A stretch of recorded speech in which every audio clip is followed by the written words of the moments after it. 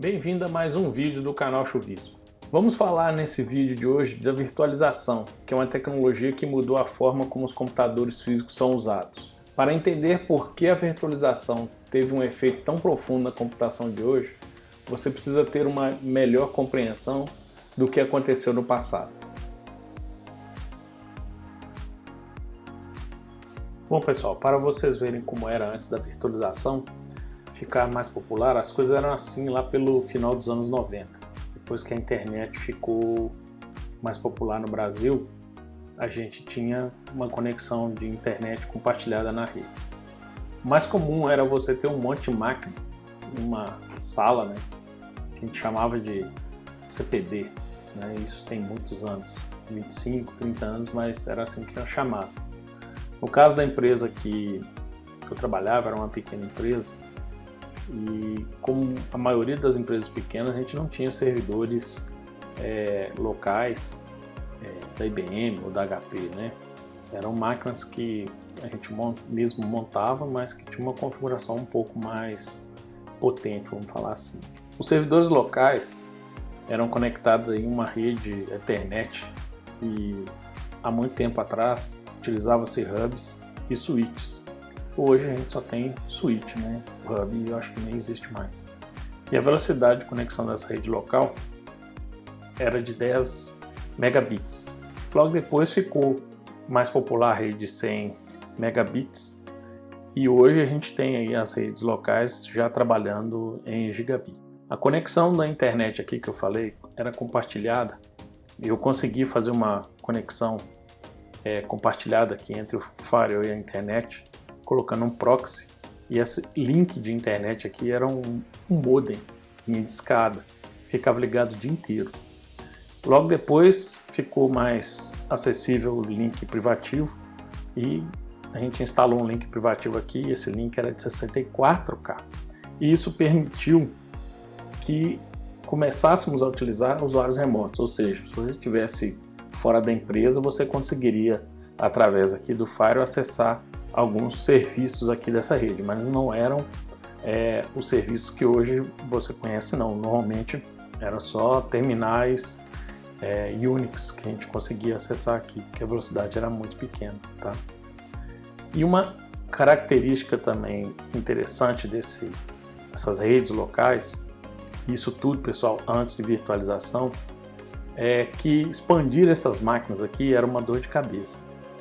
Ou seja, você precisava praticamente reinstalar o sistema operacional todo novamente, a aplicação toda novamente, quando você substituía um servidor ou fizesse um upgrade. Mesmo a troca de uma placa de rede, na época, se fosse um Linux, né, o Linux mais antigo tinha problema com placas de rede, algumas funcionavam, outras não, era uma dor de cabeça. Então, assim, a manutenção dessas máquinas é complicada, e mesmo as empresas que têm hoje máquinas, né,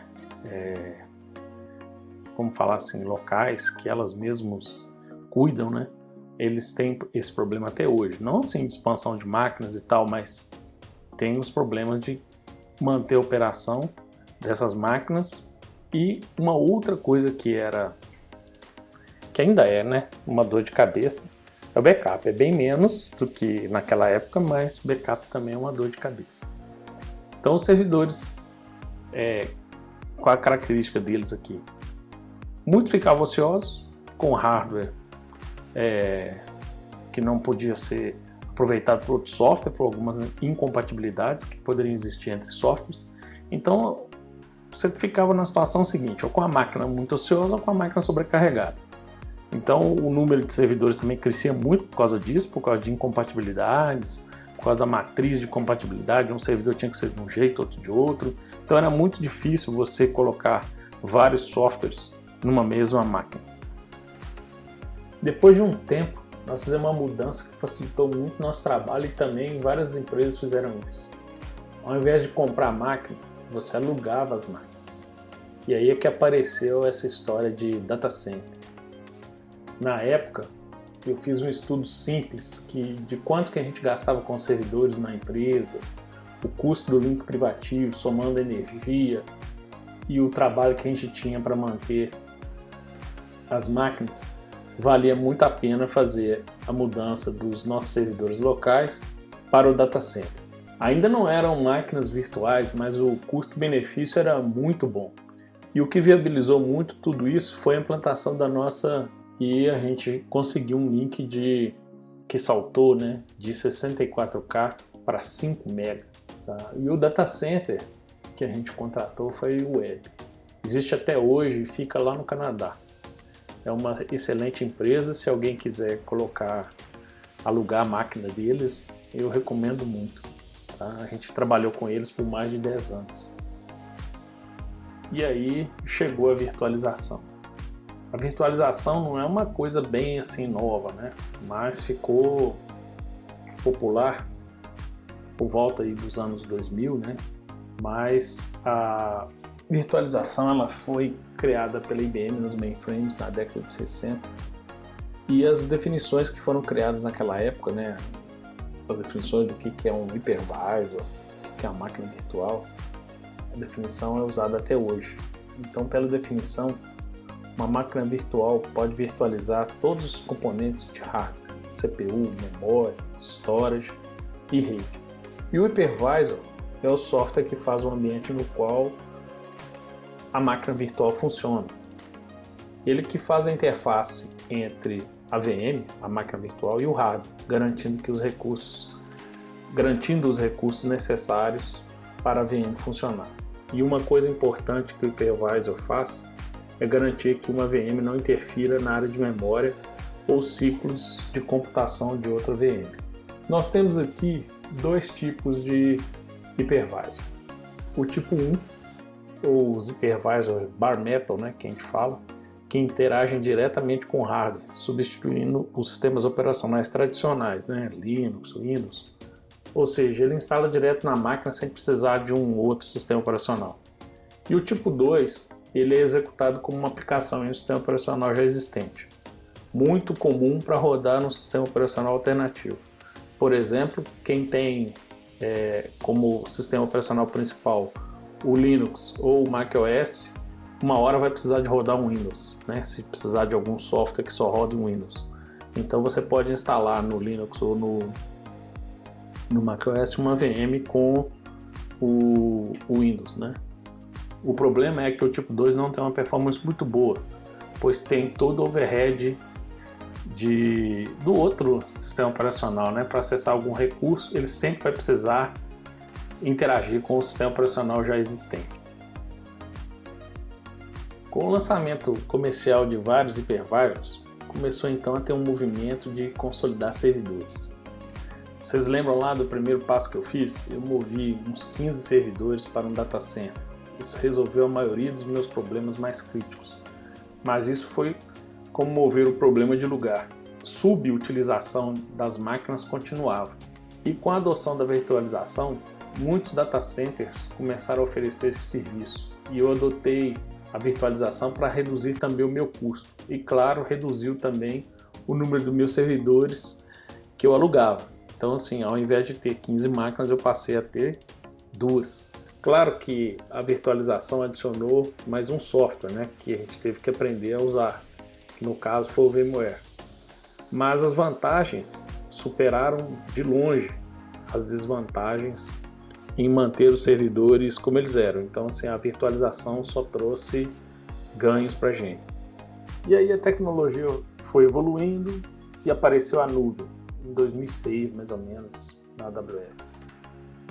Foi inevitável passar alguns serviços para a nuvem, onde não precisamos mais nos preocupar com um monte de coisa, como energia elétrica, né? Máquina, instanciar a máquina, comprar a máquina, alugar a máquina. Tudo ficou mais simples, né? E o serviço mais popular que teve uma adesão bem rápida pelas empresas foi o correio eletrônico. Manter servidores de correio eletrônico é muito complexo. Não que isso seja simples na nuvem, mas administrar isso agora é por conta da nuvem. O correio passou a ser um serviço. A virtualização, então, gente, é o motor que impulsiona a computação em nuvem e transformou a operação de TI das empresas. Eu contei um pouco aqui da minha história, né? Desde máquinas locais até a conexão da minha rede, tinha um data center e conectou agora também na nuvem.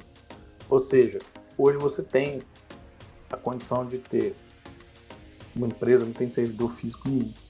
Você contrata serviços na nuvem, pode fazer instância de servidores em nuvem e nem se preocupar com em que tipo de máquina que está servindo esse servidor que você adquiriu como um serviço, né?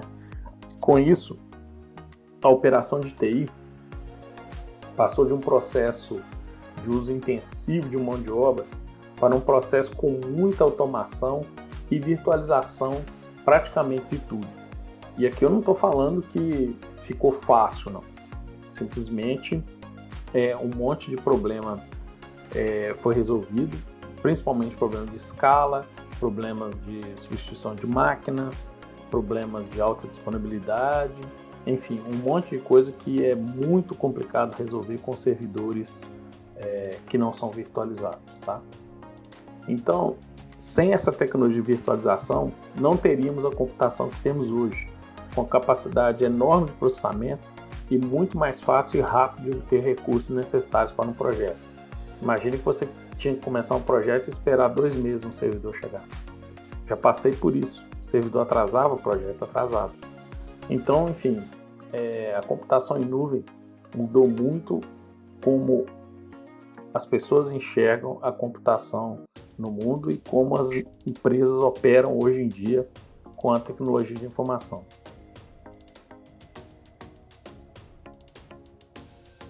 Obrigado por assistir ao vídeo. E se você gostou, deixe o seu like e se inscreva aqui no canal.